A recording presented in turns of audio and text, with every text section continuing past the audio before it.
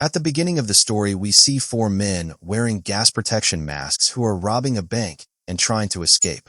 We then see a detective named Max, who learns about the robbery and rushes to the bank to catch the thieves.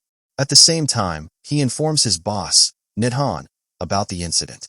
Max already knew that this robbery was done by Jacob, a notorious criminal listed in police records. Max's boss Nidhan tells him that no matter what, Jacob must not escape. As Max starts chasing Jacob according to Nithan's order, Jacob and his team enter a tunnel. Since the path of the tunnel is narrow, the bikes easily go in, but Max cannot enter with his car. Jacob instructs his team to turn off their bike engines and slowly walk out of the tunnel on foot, because if the bikes keep running, their sound will give away their location to Max. Everyone proceeds accordingly. Meanwhile, Max finds an opportunity and attacks one of them. Fortunately, the person Max catches turns out to be Jacob himself, the most wanted criminal. After a long struggle between them, Jacob shoots Max in the leg and escapes with his team. The scene shifts to 3 years later. We see a boy named Ryan sitting in a plane. From his face, it is clear that he is in deep trouble. When we see blood on Ryan's body, we understand that he has been shot. As the plane begins to speed up on the runway for takeoff, suddenly Ryan opens the plane door and jumps out. He takes out his phone and calls his father asking for help. He says that he has unknowingly fallen into a huge mess. Now we learn that Ryan is actually Jacob's son. Before Ryan can finish speaking, he collapses on the ground. The airport police arrest him. Meanwhile, we see Max, devastated and frustrated. His leg still hasn't healed. He still needs strong painkiller injections because of the severe pain. Meaning, even after 3 years, Max is still suffering from the bullet Jacob shot into his leg. At that moment, a girl named Syra arrives at Max's home. Syra is also a detective, and she likes Max. In the next scene, we see Max and Syra traveling somewhere with a man. This man is accused of murder. His name is Dean. Although Dean is accused of killing a man named Otis Blake, there is no evidence against him. When Max arrives at the investigation office with Dean in the car, Max's boss Nidhan sends a message through another officer, ordering Dean to be released. The police have no solid proof regarding the murder charges against Dean. Also, the witness in the case has changed his statement. As a result, Dean cannot be arrested as a murderer in any way. On the other hand, we see Jacob, who is preparing to save his son Ryan. Meanwhile, Max's boss Nidhan is discussing Ryan, who was arrested at the airport, with the rest of the police officers. Nidhan says that the bullet found in Otis Blake's body during the post-mortem is the same bullet found in Ryan's body. Ryan is currently receiving treatment at the hospital. Since the bullet is identical, there must be some connection between Ryan and Otis Blake. Additionally, before being arrested by airport police, Ryan made a phone call to a number in Iceland. Now the question is, when a person is in danger, they usually inform their parents first. It could be that Ryan had called his father Jacob. Nidhan plans to send a task force team to Iceland to capture Jacob. Hearing Nithan's explanation, Max realizes that the situation is not as simple as Nidhan is making it sound. Besides, Jacob is a very clever man. He cannot be caught with such a simple plan. He senses every move the police make beforehand. When Max explains his own plan to catch Jacob in front of everyone, Nithan's ego gets hurt. Nidhan feels that Max is indirectly disobeying his plan. This leads to an argument between them, and Nidhan starts talking to Max sarcastically. The scene shifts to Iceland. We see the task force surrounding Jacob's house from all sides. The police still don't know that Jacob had planted bombs in the house long ago and escaped. As soon as the officers approach the house, the bombs explode, killing all the police officers. Meanwhile, Police Chief Thomas holds a press conference praising their work, saying that very soon the police will be able to uproot the terrorists completely. We also learn that the death of Otis Blake is connected to someone who is currently running for mayor, but the police hide this information from the media for their own benefit. What that benefit is, we will learn later. Max advises Thomas to announce Ryan's location to the media. This way, the news that Ryan is still alive will quickly spread and Jacob will come there to save his son, and that will be the perfect moment to catch Jacob red-handed. Thomas accepts Max's suggestion, but tells him to stay away from the Otis Blake murder case because Nidhan is in charge of that case. And we already know that Max and Nidhan never get along, so both of them try to stay away from each other as much as possible. Meanwhile, Jacob meets his old friend Roy. They are happy to see each other after a long time.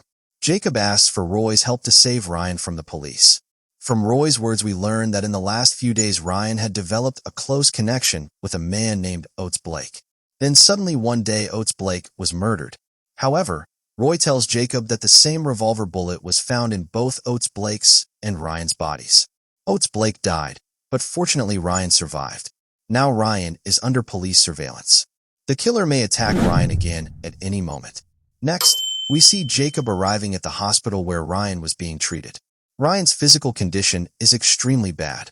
Seeing his son in such a condition is unbearable for Jacob.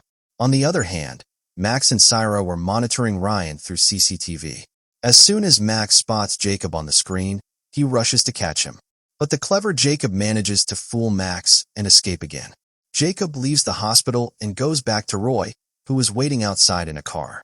Jacob tells Roy that with the amount of security around Ryan at the hospital, it's almost impossible to get Ryan out of there. At this point, we learn that Ryan has died in the hospital due to his critical condition. And when Thomas learns that Jacob had come to the hospital, he scolds Max heavily because Max failed again to capture Jacob. However, Max requests Thomas not to make Ryan's death public, because if the news comes out, Jacob will no longer take any risks to come back to see Ryan. As a result, catching Jacob will become even harder for them. Thomas thinks for a moment and agrees with Max again. On the other side, Jacob and Roy go to the hotel where Ryan used to stay. When they enter Ryan's room and start checking everything, they find a bag full of money. There was blood on the money too. Jacob understands that Ryan must have been involved in some serious trouble. Now the question is, whose money is this and where did it come from? Roy tells Jacob that the news about this money and Ryan's whereabouts before he was caught by the police must be spread throughout the mafia world. This way, some clue will surely come up. In the next scene, we see an argument between Syra and Max. Max seems to care about nothing except Jacob and his case. Syra is trying to say that Max should also pay some attention to the Oates Blake murder case. Following Syra's words, Max finally starts digging into the Oates Blake case. First, he goes to the man who was the witness in this case. But Max doesn't get any useful information from him. Then Max receives a phone call informing him that someone has spread a rumor that Ryan is currently staying at that same hotel. Max easily understands that only Jacob could spread such false information. So surely Jacob has planned something big. Without wasting a moment, Max heads toward the hotel. Meanwhile, Jacob is already hiding in a corner of Ryan's room. He is waiting to see who comes searching for that bag full of money. Sensing someone inside the room, Jacob comes out from hiding and starts shooting. He doesn't care who came or why. He has no time for that. By the time Max reaches the hotel, Jacob has already shot another police officer and is trying to escape. Seeing him, Max starts chasing. But while running fast, Max falls down the stairs and gets severely hurt. Taking advantage of this, Jacob escapes. Max returns to the hotel corridor. There he finds a pair of glasses.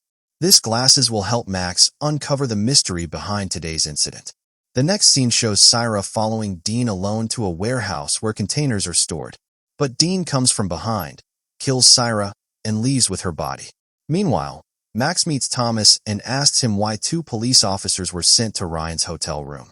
The person who died in the hotel room was named Han, and Han was with Nidhan. And the glasses Max found in front of the room belonged to Nidhan. Hearing everything Max says, Thomas explains that he himself had sent Han and Nidhan to the hotel room because he suspected that Jacob might be there. Now Max loses all trust in Thomas. It seems to him that Thomas and Nidhan have teamed up and created a huge mess.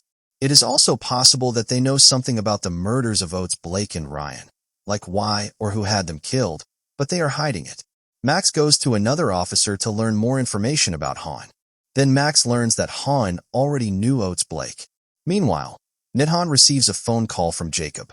Jacob starts threatening Nidhan, saying that everything Nidhan has done so far was wrong, and he must be punished for it. And Jacob himself will deliver that punishment. Hearing Jacob's words, Nidhan starts sweating. He insists that he is not involved in any of this, but tells Jacob that if he meets him at night, he will reveal who is actually behind all these incidents and why they are happening.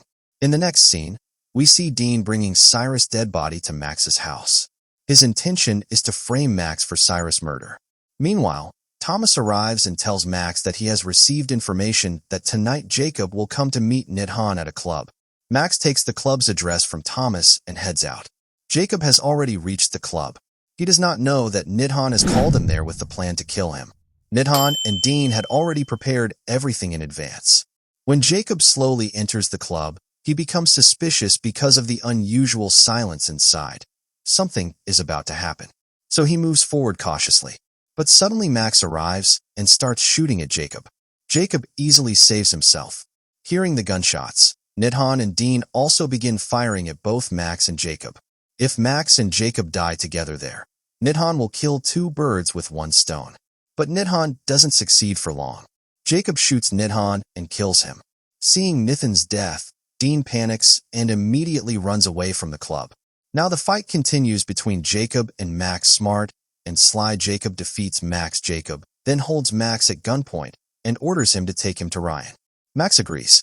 They arrive at the hospital, and Max takes Jacob straight to the morgue where Ryan's body was kept. Seeing his son's corpse, Jacob becomes extremely emotional. In such a moment, he almost shoots Max. But something inside Jacob stops him, and he cannot pull the trigger. Because of this, Max sighs in relief. As they come out of the morgue, they see an officer bringing in a body. Max stops immediately because the body is Cyrus, brought to the hospital for post-mortem. When Max learns that this is Cyrus' corpse, he completely breaks down. In the next scene, we see Jacob and Max sitting together. Now Max has been declared a most wanted criminal, charged with Cyrus' murder and for illegally helping Jacob. Because of this, the sorrow of both Jacob and Max is now equally deep, as both have lost the closest person in their lives. At the same time, their dangers are also equal. When Jacob asks Max who is behind all these incidents, Max says that everything is connected to Dean. He adds that Dean was also involved in the attack on them earlier. Max asks Jacob why Jacob didn't shoot him 3 years ago when he had the chance. Jacob says that he has no personal enmity with Max, so he didn't kill him. He only wanted to escape from Max that day. That's why he shot Max in the leg and fled. In the next scene, when Dean comes home, he finds that Max, Jacob, and Roy are already sitting there. Roy is pointing a gun at Dean's grandmother. From Max's words, we learn that Dean worked for a company named Kinkat and made a lot of money. But what is his job? Why did he kill Oates Blake, Ryan, and Syra? And who else is involved behind all this? They want to know everything from Dean. At first, Dean calmly pretends as if he is surrendering and is ready to tell the truth. But then he smartly takes out a hidden revolver from inside his jacket and starts shooting. Roy gets shot in the chest. A fierce fight breaks out. At one point, Dean is unable to defeat them. Max overpowers Dean and instructs him to arrange a meeting with Thomas. But Roy, due to heavy bleeding, dies right there. In the next scene, we see Thomas. He has come to meet a woman named Jane. Thomas tells Jane that Dean suddenly called him for a meeting. So Thomas suspects that Max might have figured out everything, either through Dean or some other way. Now we learn the core truth. The mayoral candidate Robert played a dangerous game to win the election. And for this game, he used Oates Blake, Ryan, Dean, Thomas, Nidhan, the Kinkat Company, and many others as pawns. Jane learns that as their scheme progressed, things slowly started falling apart, bringing them close to getting caught. So now she denies everything because if the truth comes out, that Robert played with many people's lives just to become mayor, they will all be in serious trouble. Meanwhile, Jacob and Max bring Dean to the location where the meeting was supposed to take place. After some time, Thomas arrives there, and they capture him as well. Max asks Thomas one question after another, and when he refuses to answer, Jacob, in anger, shoots him. Wounded, Thomas begins revealing everything. And with this, the entire mystery of the movie becomes clear. The main truth is that Dean is an illegal arms dealer. Actually, the mayoral candidate. Robert's event manager was Jane. Jane called Dean and Thomas there. Through Dean, Jane arranged for the illegal weapons to be brought in. And she gave Thomas the responsibility of making sure this entire weapons import operation happened smoothly without any trouble. And for bringing in these weapons, Dean had hired Ryan and Oates Blake. The plan was that once Ryan and Oates Blake brought the illegal weapons, Thomas would arrest them. Seeing these illegal weapons, fear would spread among the public. The benefit would be that mayoral candidate Robert would publicly oppose this illegal weapons smuggling and try to put the blame on the opposition leader. By doing all this, Robert would create a good impression among the public. The people would be pleased with Robert and give him priority in voting. In short, Robert was playing dirty politics to win people's hearts so he could get into power. In this entire plan, there was no intention to kill Ryan or Oates Blake. But during the deal, Oates Blake recognized police officer Hahn. Because of that, Oates Blake understood that the police were also involved. If this news spread, Thomas and every police officer connected to this operation would be in danger. For that reason, Ryan and Oates Blake were later killed. And that King Cat Company was delivering illegal weapons under the cover of their company name. They were the ones who supplied the weapons to Dean. King Cat Company had a deal with mayoral candidate Robert. If they helped Robert become mayor, then Robert would arrange export orders worth hundreds of millions of dollars for the company. Private companies never think twice before committing small or big crimes for money. Money is everything to them. That is why the company agreed to Robert's conditions. Meanwhile, some shooters from that company arrived there and started firing at everyone. Max and Jacob fired back at them. During this fight, Max was shot in the shoulder. And in the crossfire, all the shooters sent by King Cat Company were killed right there. At the same time, Dean kept shooting at Jacob, so Max shot Dean in the head from behind. After that, they killed Thomas as well. Now, except for Jacob and Max, no one else was alive. In the next scene, we see that no matter what Jacob does, in Max's eyes Jacob is still just a criminal. So Max leaves the riverbank to shoot Jacob. Right then, Max remembers that incident from 3 years ago, when Jacob had the perfect chance to kill Max, but didn't do it. So, out of humanity, Max now helps Jacob escape. A little later, the police team arrives. Max willingly surrenders because, until proven innocent, he is still the primary suspect in Cyrus' murder case. This is where the story ends. So, let me know in the comments how you liked the video. And to those who are watching any of my videos for the first time today, or those who still haven't subscribed, please subscribe and stay by my side. Thanks.